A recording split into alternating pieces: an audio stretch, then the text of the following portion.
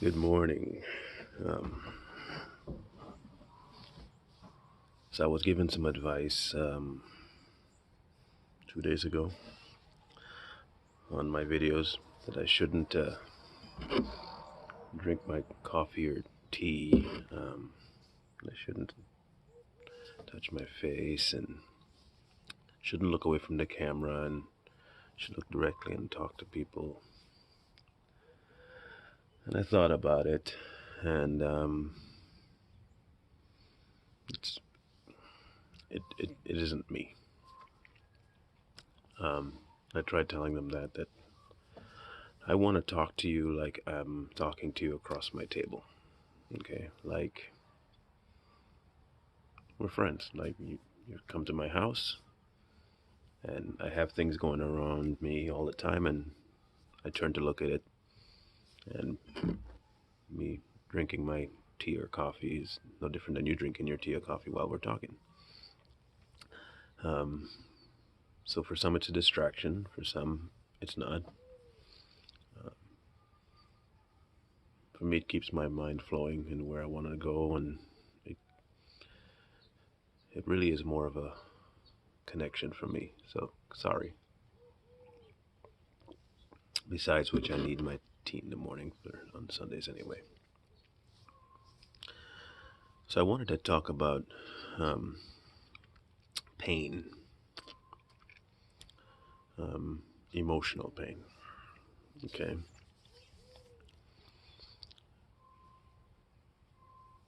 there are tons of people in this world that lose family members, close friends, and they feel as though they have nobody to talk to about how they feel afterwards, and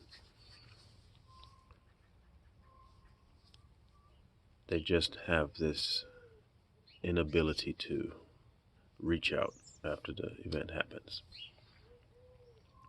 It's normal, um, and many of their friends don't know how to really to react because some of them have never lost anyone. So what do you as a friend do when someone loses someone and you don't know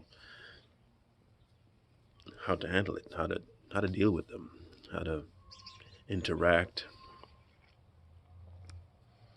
A lot of the times you just have to be there. I mean, I know when I lost a friend in college, two of them in college, really close friends. Um, and the biggest thing for me was just that people were there. They didn't have to say I'm sorry all the time. They just had to be there.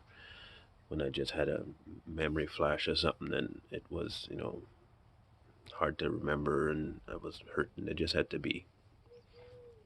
They didn't have to take me out to cheer me up. They could just let me sob sometimes, just let me be upset. Um, that's pivotal.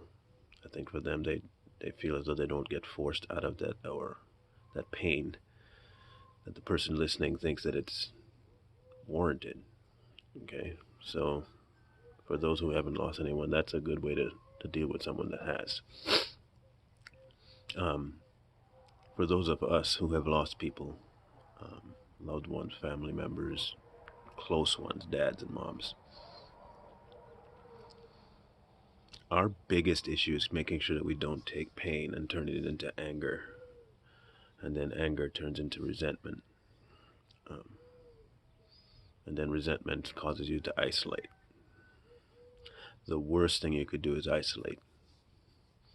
Isolation keeps you in that space and then forces your mind into places it should not and you don't want it to go. The biggest one is self-harm. You don't want to go there. My suggestion um, about it on a grand level is just whether you pray or not, try it.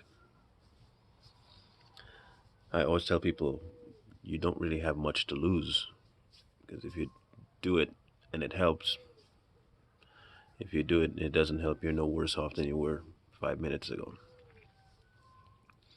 Um, but you might be amazed at the result.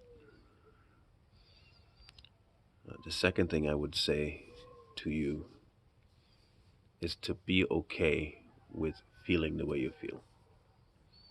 Be okay with being upset. Be okay with being mad. Be okay with being very hurt. Be okay with being sad. Be okay with it. Don't expect it to just go away. It's been 35 years since my dad died. 36 years. It's going to be this year, 36. I still have moments where I'm just busted up about that. I mean, it comes back in waves and in floods sometimes, and I'll watch my kids and I'll see traits of my pops in there, and it's like, I wish you could meet him, it'd be so cool to hang out with that guy. But don't think that for a minute that you have to get over a loss like that. There's nothing in the rules that say you have to get over that loss. You can't. It was personal. What you can't do is let it dictate every moment of your life. You can't make it keep you so sidetracked from moving forward that you disappoint the memory. Um, so my advice on those who are in that space of pain, they've just lost somebody, you're going to lose somebody, be okay with yourself going through the emotions of it. Um, Allow it to take its course. It has a moment that it has to run. It'll come back. Don't expect it to just go away. Because when you don't expect it to go away, then you're not upset with yourself for still feeling stuff. You just are okay with it. And it can happen, you can experience it, and you can move. Crows. So, all of that to say this, there is always going to be a cloud somewhere around. But clouds usually generate rain, and rain generates regrowth. So a cloud does not always mean bad. Initially, it covers the sun, but it also gives the sun something to nourish after it's done. Okay? It gives the sun something to nourish after that cloud goes away. Just remember that.